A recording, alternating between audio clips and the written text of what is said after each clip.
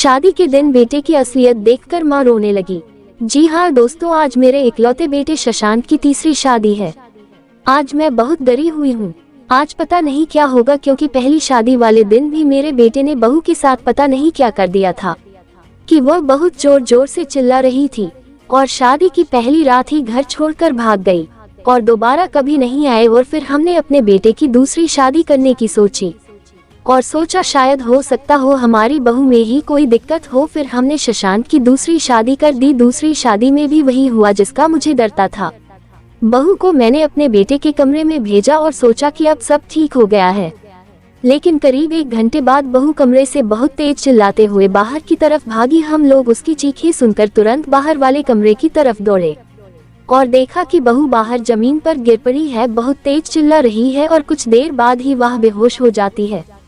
हम सब लोग उसको हॉस्पिटल ले जाते हैं और फिर कई घंटे बाद उसको होश आता है। हम बहू से पूछते हैं कि बेटा क्या हुआ था कमरे में जो तुम्हारी ऐसी हालत हो गई, लेकिन वह कुछ भी नहीं बोलती है और डॉक्टर कहते हैं कि आप अपनी बेटी को ले जा सकते हैं। वह हमारे साथ ससुराल जाने से मना कर देती है। वह अपने मायके चली जाती है और कहती है कि मैं आज के बाद आपके यहाँ कभी नहीं आऊंगी। मेरे तो समझ में ही नहीं आता है कि अब मैं क्या करूं। अपने बेटे से पूछती हूँ तो वह कुछ बोलता ही नहीं है और बातें टाल देता है। जब ज्यादा फोर्स करो तो वह घर छोड़कर चला जाता है। इसी रात से पर्दा उठाने के लिए आज मैं अपने बेटे की तीसरी शादी कर रही हूँ। मैं देखना चाहती हूँ कि आखिर उस कमरे में होता क्या है जो बहू दोबारा उस कमरे में जाने को तैयार नहीं होती है।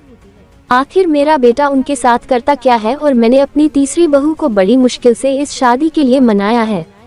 मैंने उसे वादा किया है कि मैं तुमको कोई भी मुश्किल नहीं आने दूंगी। हम लोग बस देखना चाहते हैं कि आखिर वहां पर होता क्या है, और जैसे ही कुछ गलत होगा हम लोग तुरंत ही तुमको बचा लेंगे। यह बातें सुनकर वह शादी के लिए मान गई है। शादी की सारी रस्में हो जाने के बाद मैंने अपनी बहू को अपने बेटे के कमरे में भेजा और मैं भी उस कमरे में चुपचाप एक कोने में छुप गई और इंतजार करने लगे कि कब मेरा बेटा आएगा। मैंने बाहर भी कई लोगों को खड़ा कर दिया था और कह दिया था जब मैं आवाज दूं तो तुरंत कमरे में चले आना। मेरा बेटा शशांक कमरे में आया और बहू पलंग पर बैठी थी।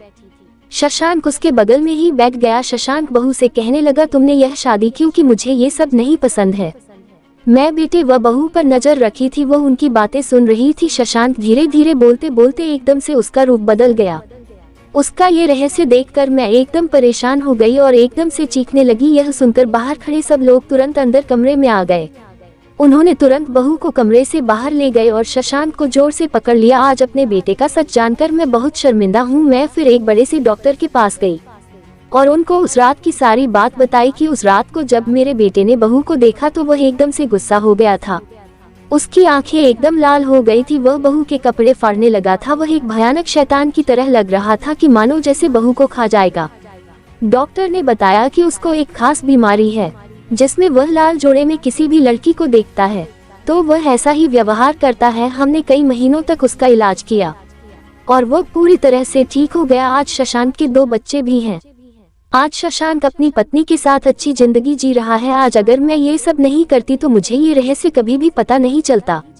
तो दोस्तों, हमारी कहानी कैसी लगी कमेंट बॉक्स में बताना और चैनल को सब्सक्राइब कर लेना। वीडियो को लाइक जरूर करना। मिलते हैं नेक्स्ट वीडियो में।